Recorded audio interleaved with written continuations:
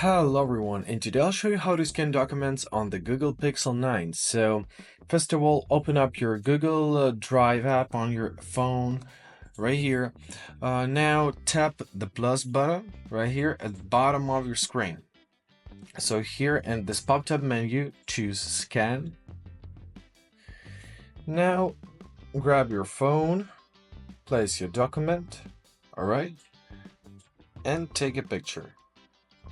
Okay, so the picture is made. Now we've got our preview window. So if you want to scan one more picture, simply press here and keep on scanning.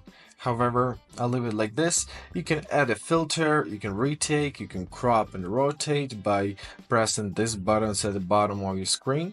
However, if you're satisfied with your document, simply press done here at the top. Right, so you can choose between formats, between PDF and JPEG format. Don't forget to name your file. Let me name it.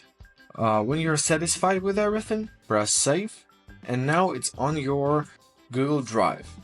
Alright, so let's try clicking on it. Updated, and here it is. Right, so from here simply press these three dots and you can share it to any messenger or to some personal space, whatever you're using. So I hope this video was helpful. Thank you so much for watching and have a great day.